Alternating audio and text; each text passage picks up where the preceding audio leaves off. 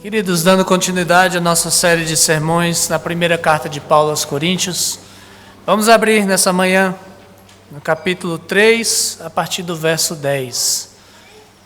1 aos Coríntios 3, a partir do verso 10, nós vamos até o 17 nessa manhã.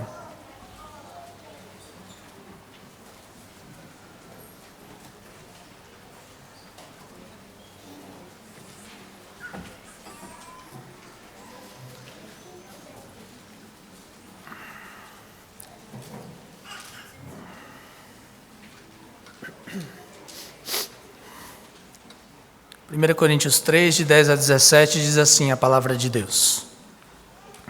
Segundo a graça de Deus que me foi dada, lancei o fundamento como prudente construtor, e outro edifica sobre ele.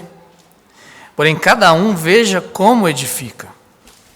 Porque ninguém pode lançar outro fundamento além do que foi posto, o qual é Jesus Cristo.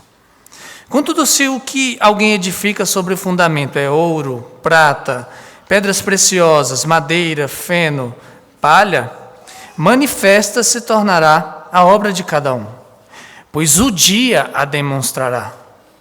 Porque está sendo revelada pelo fogo, e qual seja a obra de cada um, o próprio fogo o provará. Se permanecer a obra de alguém sobre o fundamento, sobre o fundamento edificou, esse receberá galardão. Se a obra de alguém se queimar, sofrerá ele dano. Mas esse mesmo será salvo, todavia, como que através do fogo. Não sabeis que sois santuário de Deus e que o Espírito de Deus habita em vós? Se alguém destruir o santuário de Deus, Deus o destruirá. Porque o santuário de Deus que sois vós é sagrado. Vamos orar? Senhor, fala conosco. Nós estamos aqui unicamente para ouvir a Tua voz. Que o Teu Espírito use essa palavra para nos fazer enxergar o nosso Salvador e a beleza dEle e nos fazer ter esperança no Senhor. Em nome de Jesus. Amém. O que faz de uma construção algo praticamente indestrutível? Muita gente queria saber essa resposta, né? Se você imaginar, muita gente queria saber essa resposta, por exemplo, na Turquia e na Síria. Muitas pessoas morreram porque as construções deles não eram indestrutíveis. Milhares de vidas sobre aqueles escombros foram perdidas. Aqui no Brasil também dezenas de pessoas insistem em construir em encostas. E todos os anos, no início dos anos, nós vemos dezenas, às vezes centenas morrerem com as enchentes, com as chuvas. E nessas situações a gente percebe como a gente é tão pequeno diante das forças da natureza. Nossas construções, em geral, elas não estão preparadas para as forças da natureza. Basta ver Brasília, chove um pouquinho, alaga. Brasília, planejada, nova. Mas, por incrível que pareça, há construções que são mais resistentes. Há construções que são tão resistentes que elas têm enfrentado as forças da natureza ao longo de séculos. Quando eu e a Sara nós fomos ao Peru, em 2015, nós tivemos o privilégio de conhecer algumas delas. As construções incas. Os peruanos, eles se orgulham de dizer que as suas construções incas, elas são indestrutíveis. Quer dizer, praticamente indestrutíveis. E eles têm bons motivos para isso. A região ali, como você sabe, ela é assolada por terremotos constantemente. Ao longo da história, nós temos terremotos ali, e as únicas construções que permanecem firmes, terremoto após terremoto, são as paredes dos templos e das fortalezas incas. Construções que remontam ao século XII, bastante tempo. Elas estão, muitas delas, no alto das montanhas e elas permanecem firmes ao longo de séculos. Muitas dessas construções, inclusive, elas são usadas hoje em dia como abrigos para proteção de terremotos. E a pergunta que fica é, qual o diferencial desses edifícios incas para outros? Por que eles ficam de pé e outros caem quando vêm as forças da natureza? E a verdade é que ninguém sabe ao certo. A verdade é que é um grande mistério, inclusive para os pesquisadores. Mas quando você vai lá, eles contam algumas histórias para você, de por que elas não caem. Eles dão motivos, e os motivos estão relacionados à forma de como essas pedras estão dispostas entre si. Primeiro, os muros deles não fazem ângulos de 90 graus como os nossos. Eles são um pouquinho mais abertos. Bem pouquinho. Mas o suficiente, eles dizem, para dissipar as ondas sísmicas quando elas vêm. Para não segurar e dissipar. Segundo, as pedras elas são encaixadas umas nas outras. Elas não são só empilhadas, elas são encaixadas. Há uma cavidade nas pedras para que elas se encaixem. E terceiro, parecia haver entre esses encaixes um líquido misterioso. Alguns achavam que era um metal precioso, outros acham que era ferro fundido. Não se sabe ao certo, mas parecia haver algo forte o suficiente para juntar essas pedras e não deixar elas saltarem. De qualquer forma, isso permanece um mistério até os dias de hoje. É um mistério porque as pedras incas não caem. Construções que são praticamente indestrutíveis. Hoje Paulo vai falar de uma outra construção. Um edifício que não é praticamente indestrutível. É indestrutível de fato. Um edifício que, por incrível que pareça, não tem mistério nenhum. Já foi revelado a forma como ele é construído. Um edifício que pode ser construído por nós. Um edifício que tem outro construtor principal. Quer saber que edifício é esse e como construí-lo? É isso que nós vamos ver nessa manhã. Em resumo, nós vamos ver que a igreja deve se edificar em Cristo e com o que Ele deseja, pois nós somos a habitação eterna do Senhor. A igreja deve se edificar em Cristo e com o que Ele deseja, porque nós somos a habitação eterna do Senhor. Vamos ver isso em 3 pontos, e o primeiro deles é que não há outro fundamento para a igreja que não seja Jesus Cristo. Nós estamos estudando ao longo das últimas semanas a carta de Paulo aos Coríntios e nós temos visto Paulo tratar de um problema sério que tinha aparecido naquela igreja. Aqueles irmãos, eles foram tão abençoados por Deus com dons, com conhecimento da palavra, que eles começaram a achar que eles eram realmente especiais. Nós somos os melhores. E aí eles começaram a criar grupinhos, patrocinados, digamos assim, por nomes de pessoas importantes da igreja, inclusive o próprio Jesus Cristo, só para brigarem entre si sobre quem era melhor do que quem. E Paulo vem nesses primeiros capítulos, nós temos acompanhado, ele vem rogando àqueles irmãos que eles parem com essas divisões, que eles parem com essas brigas entre si, porque isso é totalmente contrário ao Evangelho. O Evangelho não ensina isso, ele ensina o contrário. Deus não tinha escolhido os coríntios porque eles eram mais sábios, ou porque eles eram mais poderosos, ou porque eles eram de nobre nascimento, eles não eram nada disso. Foi pura graça do Senhor. A graça do Senhor que escolhe aqueles que não têm nada para oferecer para Ele. Para que a glória seja só do Senhor, disse Paulo. Esse é o Evangelho. Ele não se baseia no poder de homens, nem na sua falsa sabedoria, mas no poder de Deus e na verdadeira sabedoria que vem da palavra e que é transmitida a nós pelo Espírito Santo.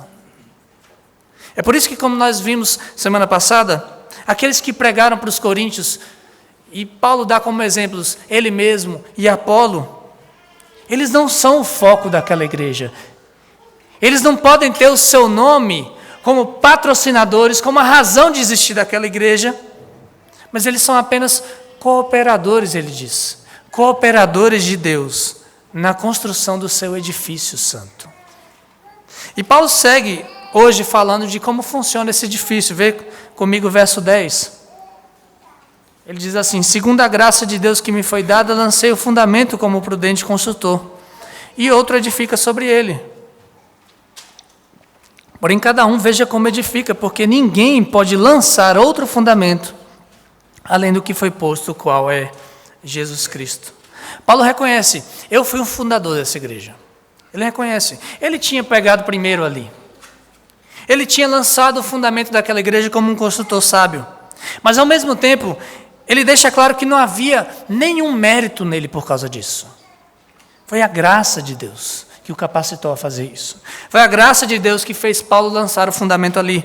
E o fundamento era Jesus Cristo e Ele crucificado.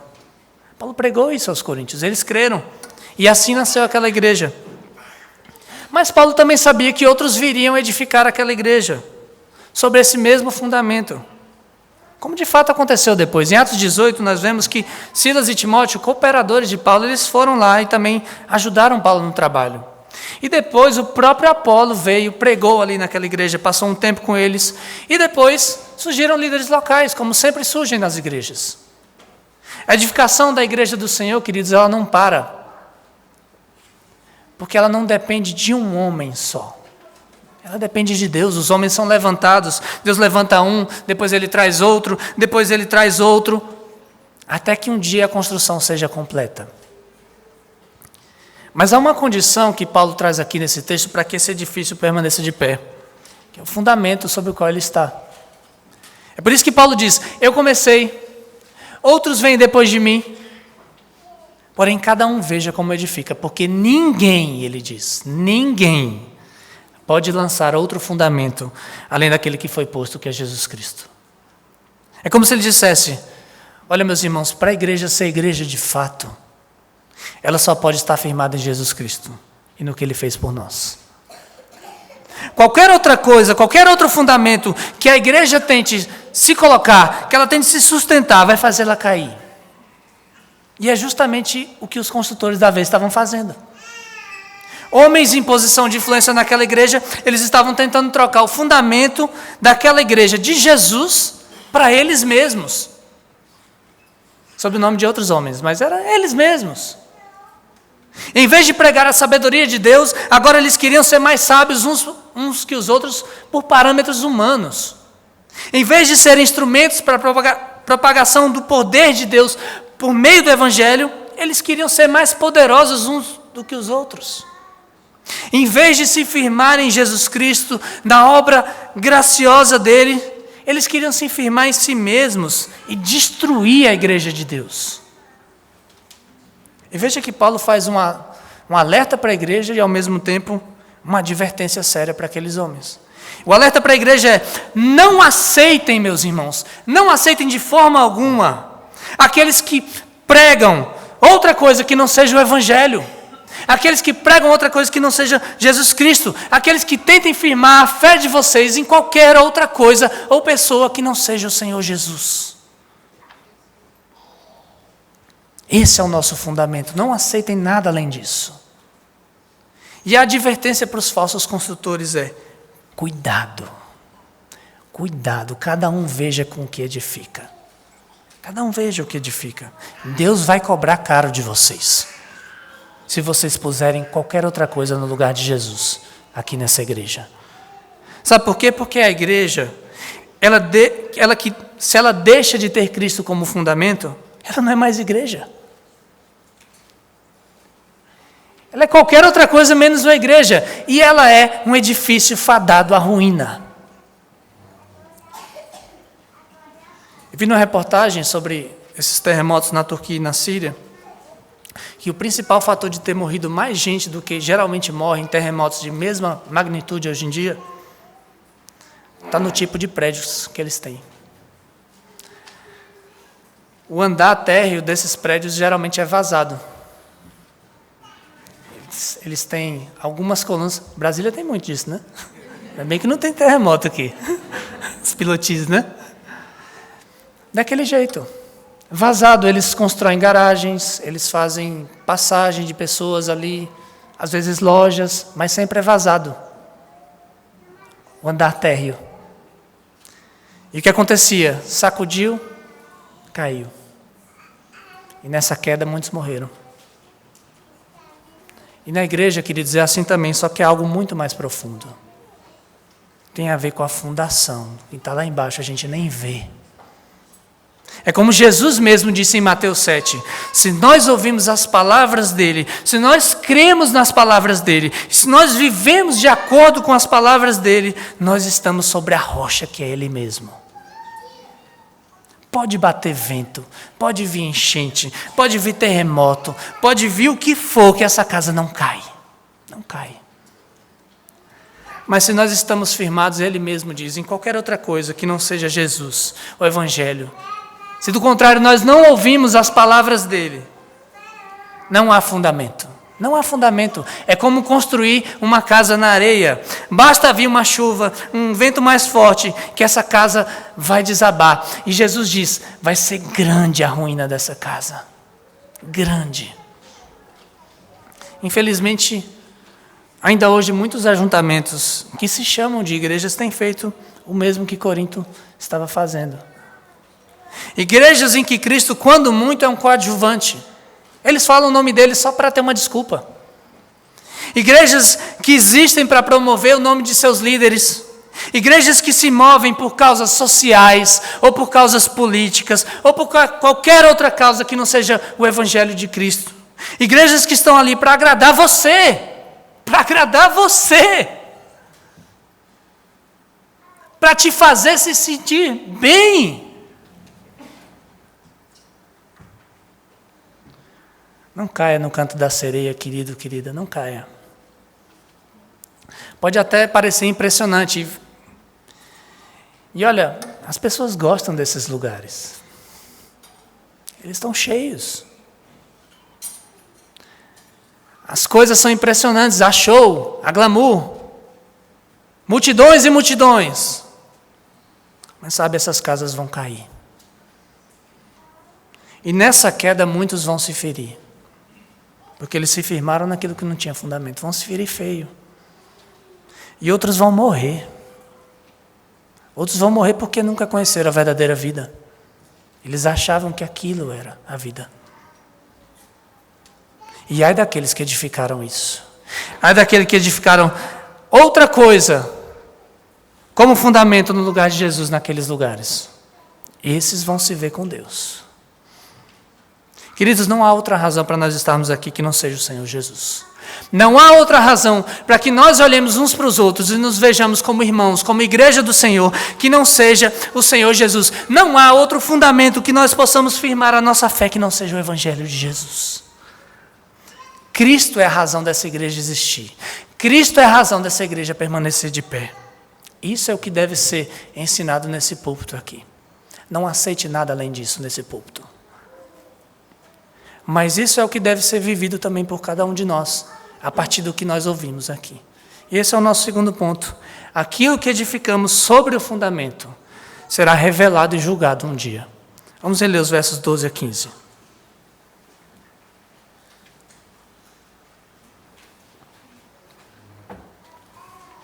Contudo, se o que alguém edifica sobre o fundamento é ouro, prata, pedras preciosas, madeira, feno, palha, manifesta se tornará a obra de cada um, pois o dia demonstrará.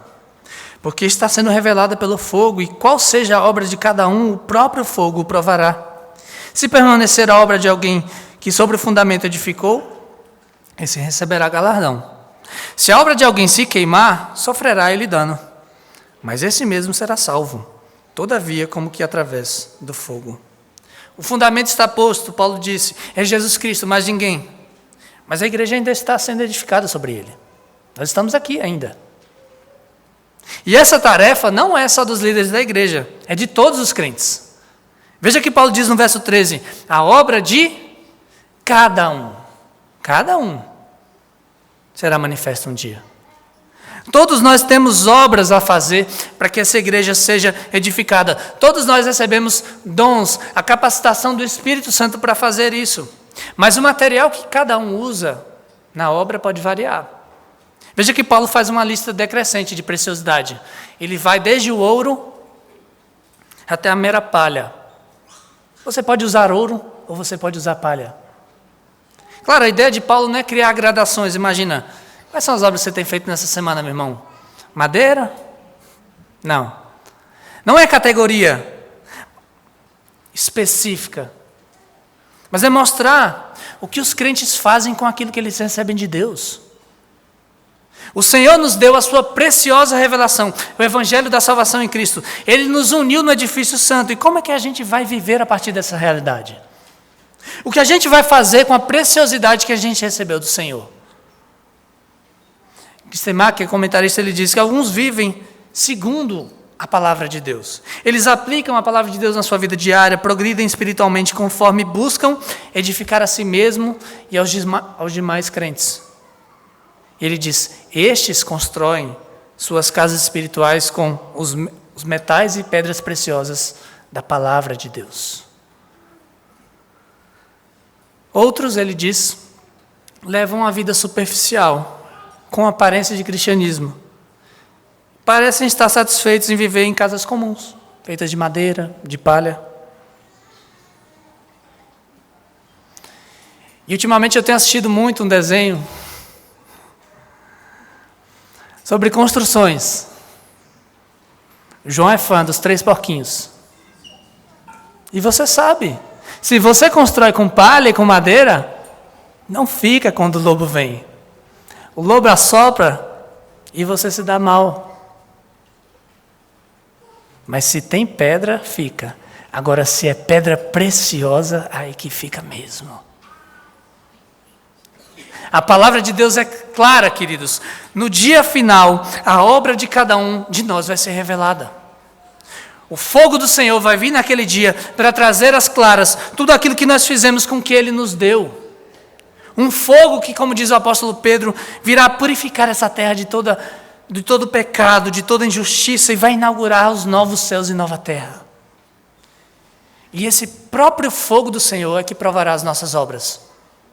Aqueles que tiverem construído com materiais resistentes ao fogo, eles só vão ter as suas obras purificadas pelo Senhor.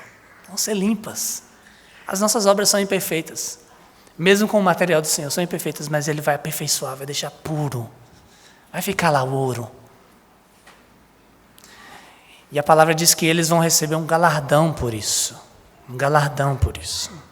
Mas os que tiverem feitos com materiais inferiores sofrerão a perda dessas obras.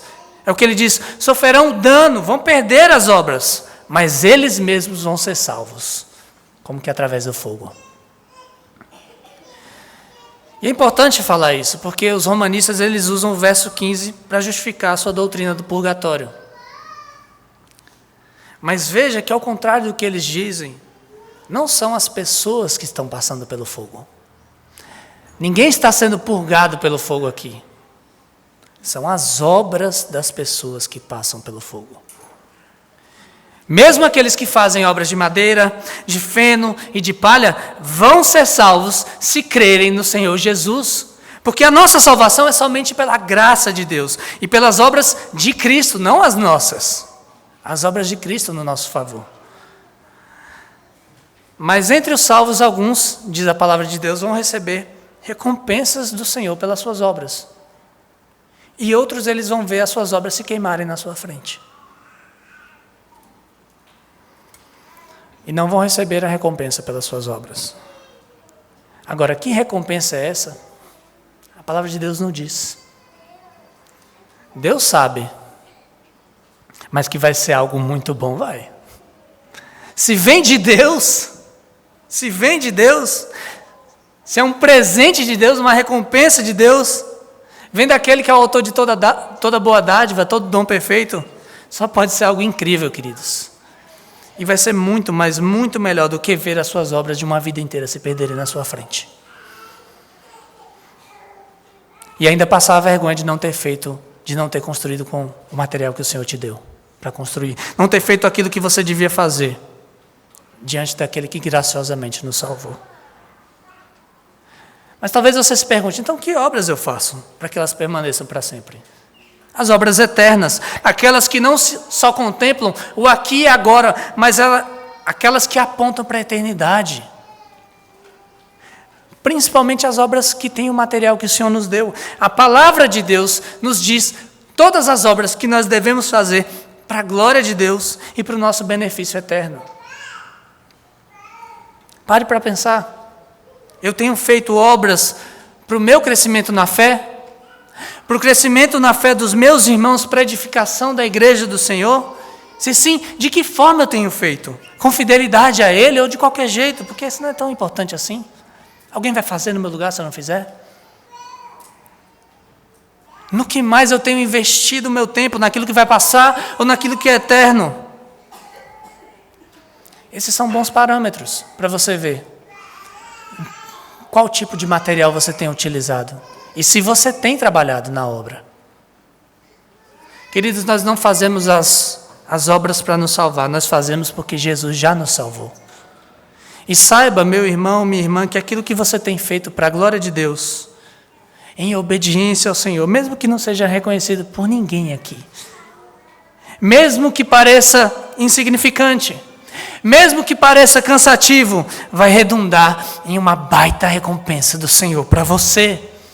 Sabe, pai ou mãe, quando você gasta tempo investindo nos seus filhos, ensinando o Senhor para eles, gasta tempo se divertindo com eles, fazendo amizade com eles, o Senhor está vendo. Sabe, você que tem servido na igreja em áreas que ninguém quer servir, vai ter recompensa para você. Ninguém te dá obrigado porque você fez aquilo, né? Mas vai ter uma recompensa para você um dia. Saiba, querido, querida, que todo o seu esforço está sendo visto e vai ser recompensado. Imagine naquele dia você ouvir: muito bem, servo bom e fiel. Você foi fiel no pouco, eu vou te colocar sobre muito. Vem, entra no gozo do teu Senhor. O dia de nós nos apresentarmos ao Senhor vai chegar. E o prédio, ele vai ser mais bonitinho em algumas partes do que as outras, mas ele vai permanecer eternamente. Porque quem garante isso não somos nós, é Ele. E esse é o nosso terceiro ponto.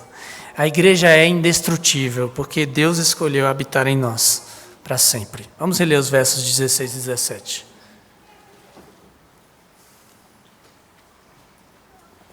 Não sabeis que sois santuário de Deus e que o Espírito de Deus habita em vós? Se alguém destruir o santuário de Deus, Deus o destruirá. Porque o santuário de Deus, que sois vós, é sagrado. Paulo deixa claro que edifício, que tipo de edifício eles estavam construindo. Não era um prédio comum, não era um grupo de interesses, não era um ajuntamento de eruditos nas Escrituras, nem mesmo era um grupo daqueles que detinham os dons de Deus. Era o santuário do Senhor, o templo do Senhor. A mesma palavra usada para templo é aqui, santuário. A igreja de Corinto tinha que lembrar que ela era o templo de Deus. Cada crente ali era habitado pelo Santo Espírito de Deus, e todos eles se juntavam uns aos outros e aos outros crentes do mundo, formando o único e final santuário do Senhor na terra. O Senhor tinha prometido isso um dia. Ele prometeu isso em Isaías 57:15, quando ele diz que habitaria naqueles que tivessem o seu coração contrito, seu espírito contrito e abatido. Aquele que prometeu em Joel também, 2:28, que derramaria o seu espírito sobre toda a carne. Ele já não habitava mais em templo de pedras. Ele habitava agora em templo de pedras vivas, a igreja do Senhor. Todos os crentes, inclusive aqueles de Corinto, eram a habitação do Senhor agora. Você percebeu que Paulo diz o santuário no singular? O santuário? Porque a habitação de Deus, queridos, é plena no corpo de crentes. Nós somos a casa do Senhor. Por isso que não dá para ser crente e não estar junto aos outros crentes. Você vai ser pedra fora da construção. Não dá. Nós juntos somos o templo do Senhor. Ele é o nosso dono. E Ele dita o que pode e o que não pode ser construído nessa casa. Mas mais do que isso, Ele não vai deixar barato quem quiser danificar essa casa. Veja o verso 17. Se alguém destruir o santuário de Deus, Deus o destruirá. Porque o santuário de Deus, que sois vós, é sagrado. Paulo diz: vocês são a habitação sagrada do Senhor. Ele separou vocês, Ele santificou vocês para habitar em vocês. Então, se alguém de alguma forma tentar destruir o santuário de Deus, Deus é que o destruirá. E era justamente isso que alguns deles estavam fazendo, alguns dos coríntios. Quando eles criavam divisões e brigas sobre quem era melhor, quando eles trocavam o evangelho pela sabedoria de homens, eles não estavam apenas desviando o foco daquela igreja. Eles não estavam tentando apenas construir um puxadinho do lado do prédio de Deus. Não, eles estavam tentando demolir o prédio de Deus e construir um edifício maldito no lugar dele. E pelo visto os danos já estavam aparecendo. Mas Paulo deixa claro para eles que o Senhor não ia deixar barato isso. Deus destruirá todo aquele que tente destruir a sua igreja. Eu digo tente, porque a destruição feita por alguém, no máximo, pode ser parcial. No máximo. O templo em si do Senhor é indestrutível. Ele permanece para sempre. Por quê? Porque as pedras são impressionantes? Porque as pedras são suficientes para aguentar qualquer dano? Porque há algo de mágico nas pedras? Não, você sabe. Você que já está na igreja há um tempo, você que não está, você vai descobrir isso, tá? Mas você que já está na igreja há um tempo, você sabe que não tem muita pedra impressionante aqui, não. Não tem. A gente está mais para pedra quebrada. Pedra precisando de reparo. Mas olha, quem uniu a gente no edifício santo, quem quis habitar em nós, esse sim é impressionante. Essa casa, queridos, por mais do que ela precise de reparos, e ela está sendo reparada, ela tem dono. Tem dono. Um dono que está trabalhando nela por meio do seu espírito, por meio de pedras vivas, por meio da sua palavra. Um dono que não admite que ninguém profane a sua casa. Um dono que garante que um dia essa construção ficará perfeita, assim como ele planejou desde a eternidade. Um dono que vai destruir eternamente com a sua ira todo aquele que tente, que se levante contra a sua habitação, a igreja do Senhor. Tenta mexer com um filhote de urso para você ver o que a mãe dele faz com você. É assim que o Senhor nos vê. É assim que o Senhor nos vê. Nós somos filhos dele. Nós somos a habitação eterna dele. Mexeu com a igreja, mexeu com o dono dela. E terrível coisa é cair nas mãos do Deus vivo.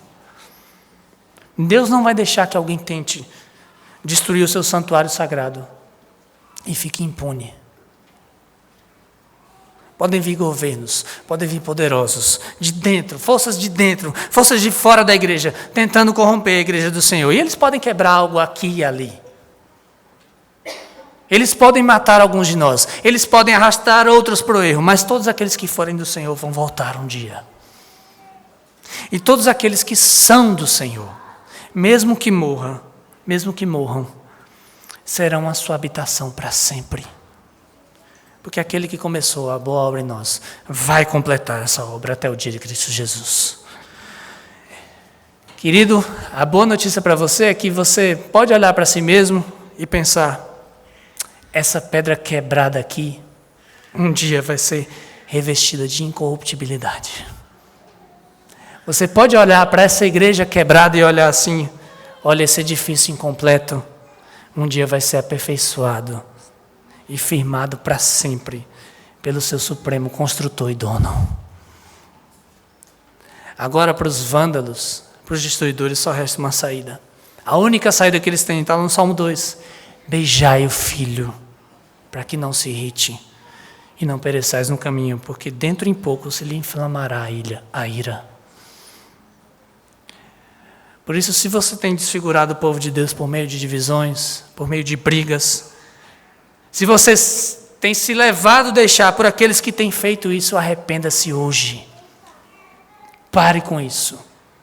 Deus nos chamou para construir e não para destruir o seu edifício santo. E que bom que Ele mesmo garante que nós permaneceremos firmes até o fim. É Ele que garante isso.